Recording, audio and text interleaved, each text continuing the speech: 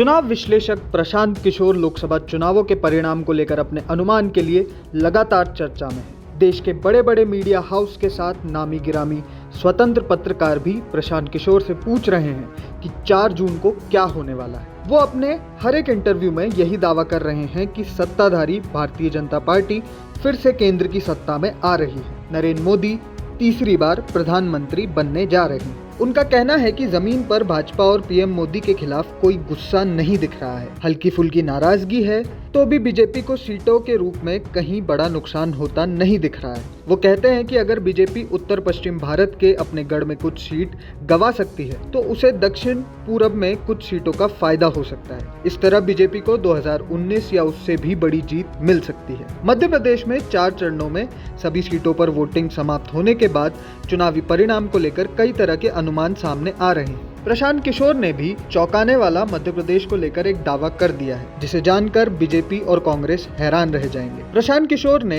एक इंटरव्यू में बताया कि जनता बीजेपी को ही चुनेगी, इसलिए पूरे देश में बीजेपी को 300 सीटें मिल सकती हैं। उन्होंने दावा करते हुए कहा, मध्य प्रदेश, उत्तर प्रदेश और राजस्थान में बीजेपी की पक्की सीटें हैं और यहाँ उन्हें कोई नुकसान नहीं होगा।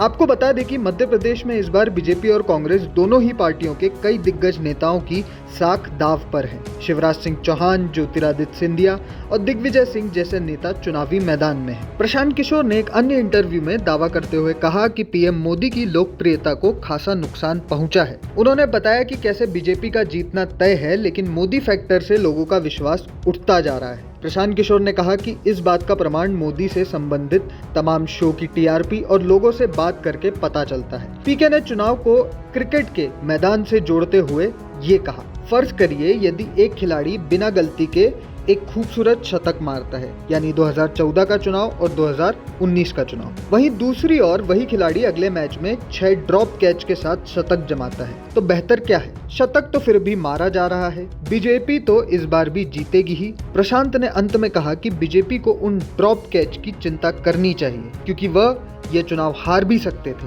अगर विपक्ष की तैयारी बेहतर होती, मगर ऐसा नहीं हुआ और बीजेपी जीत दर्ज करेगी। मगर मोदी की घटती लोकप्रियता चिंता का विषय है। प्रशांत किशोर के दावे में कितनी ताकत है? क्या प्रधानमंत्री मोदी की लोकप्रियता सच्ची में कम हो गई है? उससे बड़ा सवाल ये है कि बीजेपी 300 पार हो जाएगी जैसे कि पीके का क्लेम है।